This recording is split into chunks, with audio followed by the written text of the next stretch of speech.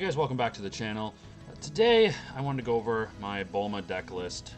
Now essentially this deck was heavily inspired by my buddy Dane Reichenbach, who was able to pilot this deck to getting his invite to Nationals, and I really love the Bulma deck. It's really fun. It's essentially the closest thing you're going to get to red control, which I prefer to play control decks, but yeah, my last two store champs I played this at, I didn't do so hot. My matches were not the greatest. I know I did some misplays. Like for example, as an example, my last store champs I played against Trunks Jita. He played a card that completely tapped down my entire board, which wiped me from being able to defend myself. And my second match was against Prison Planet Frieza, so essentially it was two red control decks, bashing against each other. So not the greatest matchups. And then I got Goku Frieza, the Secret Rare from, I can't remember which set it was, but yeah, that did not work out so well. But anyway, let's go over the list here. Bulma, obviously we know, but I'll just go through a quick rundown. 5k attack power, so she's fairly weak on the front and back. Her ability is once per turn I can draw one card. Her permanent is that all yellow and red Saiyan and Earthling cards gain blocker. When I am at 4 or less life, I can untap 2 energy to awaken. As you see, I have it signed by Peter Katani. Back when he was maining this character, I really liked the idea of getting it signed by him, and I was at a tournament with him, so I'm like, hey, why not ask him? Permanent, once again, still all red and yellow Saiyan and Earthling cards get blocker, but now activate main, I can draw 2 cards. So the draw power in this deck is absolutely insane, and you think you'd see all of your pieces, but sometimes you didn't, and that also happened to me. Went a couple games without seeing my Unison, which is insane. But anyway, let's go over the deck. Sorry, my cat's over here demanding attention all of a sudden. So my favorite turn 1 plays you're going to have in the deck are either going to be Baba into Bandages. Obviously, tap 1, play Baba, search your deck for a Bandages, place in your drop area, and then play it. This helps fantastically against aggro decks like Mass Saiyan, essentially setting you up for 2 blockers turn 1. And then 4 copies of my King Piccolo's Underling. Obviously, this is just a turn 1 staple for any red deck. Being able to draw 1 on play, it has barrier, so it cannot be removed through simple means. But it also prevents any blue decks from being able to untap the energy using counter abilities like Dimension Magic. Great card. It helps me out. I usually will play this and then leave it until I have to absolutely block with it, because it's always going to be a solid blocker. Other fun turn 1 plays, if you don't really have any of those, I play 2 Sun Goten, Journey's Beginning, essentially to search the top 5 cards of my deck for a 3-cost Unison or a Saiyan, red Saiyan with a cost of 3 or less. Or I run 2 of the, I play 2 of this Super Saiyan Son Goku, the Legend Personified. Got that new History of Goku version, love it. Essentially, it is a draw 1 on play, and then as long as I have 3 other battle cards in play with its bond 3, I can get 21k power up, and it stays until the start of my next turn. So it stays power up even during my opponent's turn. Typically, if I draw into my Unison on turn 1, this will just be energy, but I usually keep 1 around to hopefully try to grab a super combo later on. But once again, it's still just a blocker. This is one of the few aggro cards in the deck. It's really cool. So 1 cost, draw 1, 25k swing. And worst case, they're all blockers. Now this is the card that, to be fair, probably needs some type of errata. The Videl Miracle's Aid. This card is absolutely nuts in this deck because not only does it have the Saiyan, it counters a Saiyan and an Earthling. It's a 1-cost. Take a Saiyan or Earthling card, place it at the bottom of your deck, and then take back to your hand 1 Saiyan card with a cost of 3 or less. So this card literally starts a cycle. For example, I can play this. If I have one of these in my drop area, I can grab it back to hand, play another one, so then I'm putting 2 cards at the bottom of my deck and taking another card back to hand, which in most cases people cycle the super combos. So there are games that you can absolutely play your super combos more than 10 times in a single turn. Speaking of super combos, the Raditz super combo just works amazing in this deck. You're constantly drawing 2, putting 1 back. With the Videls, though, you're also putting another card back into your bottom of the deck, so your deck stays around the same amount of cards. I will defend with this, throw it in my drop area, play Videl, bottom deck a card, get this back to hand, play it, so I put another card at the bottom of my deck and draw 2. So the deck should always stay the same, stay around the same amount of cards. The fact that this doesn't go off until I have less than 4 life kind of is meh, and at first I didn't really like it, but just the amount of resources it gets you is just, it's unnegotiable. It's the super combo you want to run in this deck. But yeah, this card literally being able to cycle cards constantly through your and back to your hand at the bottom of your deck. On top of, there are certain cards in this deck, when I play them, I can play a 1-cost from my drop area, which then I'll just play one of these from the drop area and do that whole thing over again. It's absolutely nuts. I'm not an idiot, and I definitely understand that this card needs some type of errata because it was never intended to be able to constantly cycle these cards. It's crazy that no one thought of this combo until just recently, even though this card came out in set 8 and this card came out in set 11. It's nuts. Absolutely insane. It's the best combo in the deck. It's the reason why a lot of people run Bulma. 3 copies of Vegeta Resolve Renewed. Sorry, I couldn't read for a second.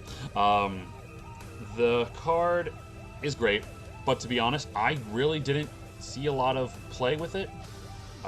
It just, I don't know. I never really had a lot of opportunities to run with it in my matchups.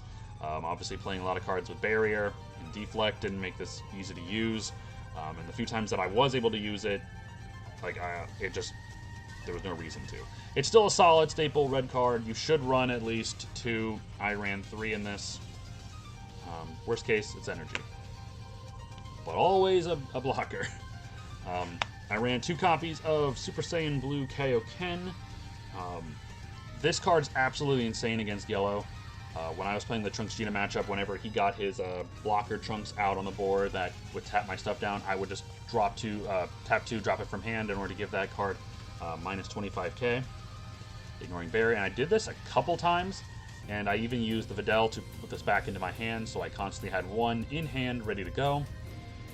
And then, worst case scenario, if I needed to wipe a board, if I'm playing against somebody with a wide board, I just play it for free and KO all of their battle cards with the cost of, with power of 20k or less. It's awesome. It comes in clutch against yellow. The negates in this game, my battle card negates. Android 17, he came in absolute clutch.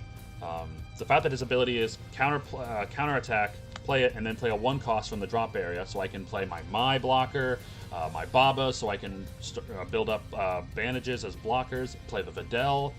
There's so many choices, and even if this card gets counterplayed, it's the way that it's worded, I still get that play 1 from my drop, so regardless. And then, of course, it's a 15k, so it helps me apply some pressure to my opponent. 3 copies of Topo Righteous Aid.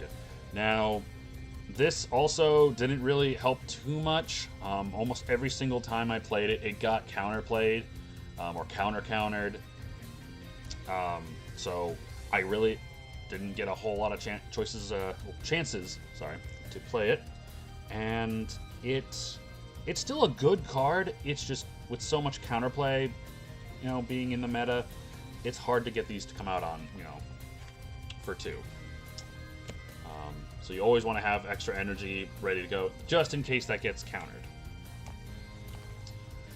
3 copies of Bulma the Bunny Girl. Now, this is the one deviation. I don't have 4 of this, so I ran 3, and the card's absolutely insane. If my opponent board wipes me with a full board of blockers, or uses the ability to get rid of one of my blockers, and I have this in hand, I free play it. Not only is it already a blocker on its own, but then it allows me to play another Earthling-only card from my drop area, which means I can once again play Baba into bandages, the Videl.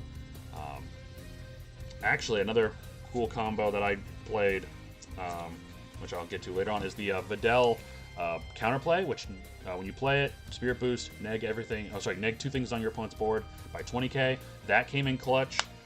It's a great card. This card also got counterplayed a lot too, against Red Prison Planet. Not great. It was rough playing that matchup. Now, the unison that makes this deck tick. 4 copies of Baby Juvenile Parasite. This card is cracked. It is a 3 cost, so it doesn't come out until pretty late in the game. But it puts in so much work. It's a +1, eat an opponent's battle card, not ignoring barrier, sadly, which would be absolutely insane. Draw a card, and it gets 10k power for the turn. And then when all my energy is tapped down, my leader gets a permanent 1k boost. So essentially an extra Senzu Bean. It puts in a lot of work getting rid of your opponent's threats on the board. But because I played a bunch of decks the other day that had barrier on all their cards or didn't play battle cards, this really didn't work as well as it could have. But you combine that with cards like Videl, Encountering Danger, where it's just, this card's a free play as long as I have a 3 cost unison in play. Then Spirit Boost to neg things down by 20k is awesome. Once again, it got counterplayed a lot.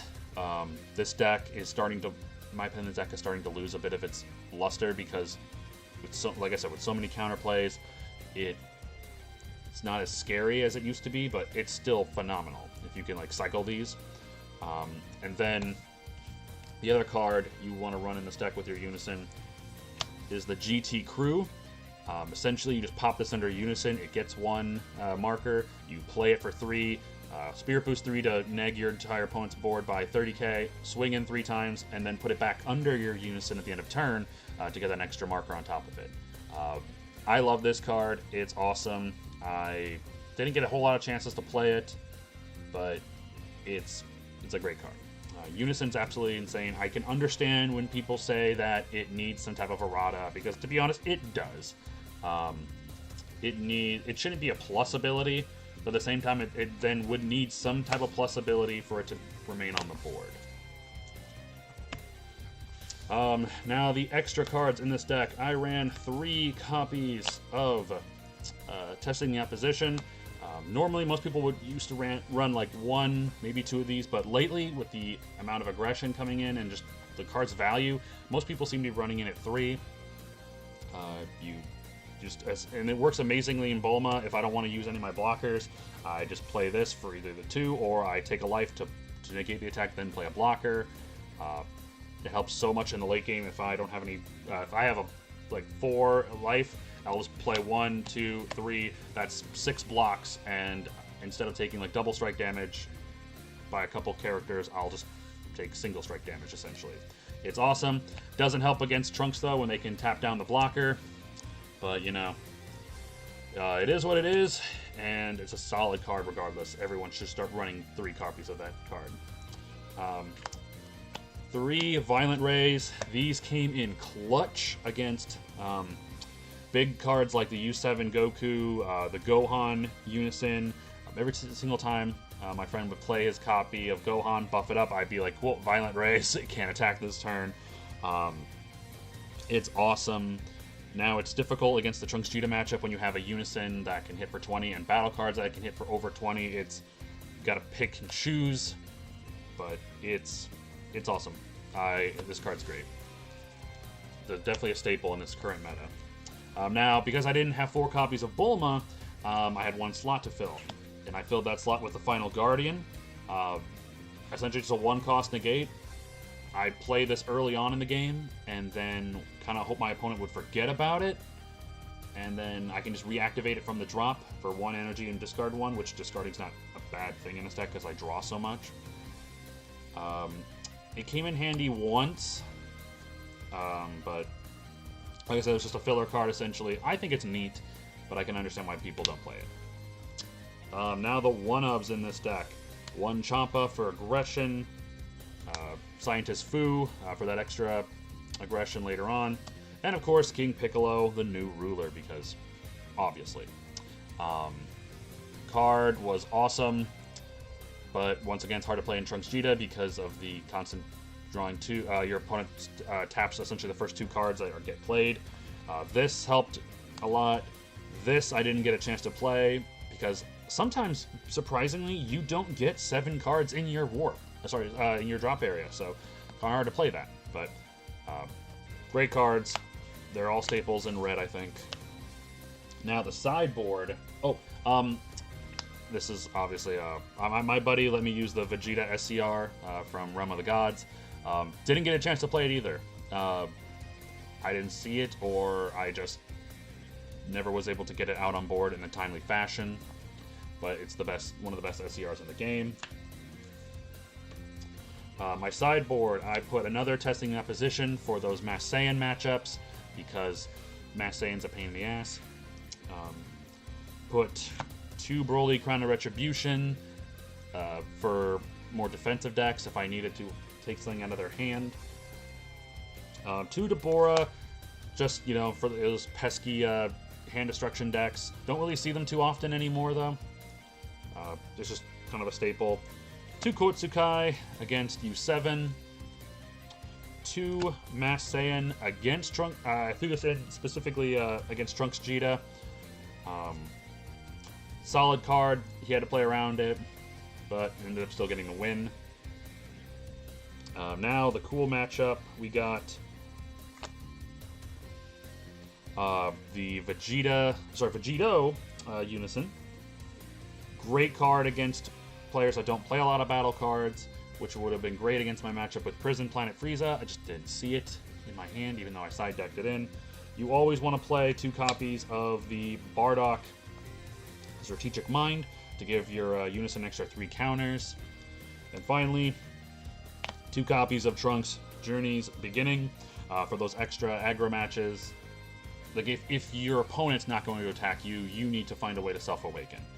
Play these in the Prison Planet matchup, and it helped quite a bit because he wasn't attacking. But yeah, that is the sideboard and main deck. I love the Bulma leader. I think the Bulma deck is incredibly fun, but you need to be a really good pilot. And I will admit I am not as good of a player as some others that have been topping with this deck. And that's fine, like, I had some misplays, I had some bad matchups. I can't blame it all on, bad luck, but I really like this deck. I don't know how it's going to do with Zenkai coming out, but we'll have to find out. Might keep this sleeved up, might not, but we'll find out. But hey, thank you guys so much for watching this video. What'd you think of the deck profile? Have you had luck with Bulma? Let me know in the comments down below, and see you on the next video. Take care.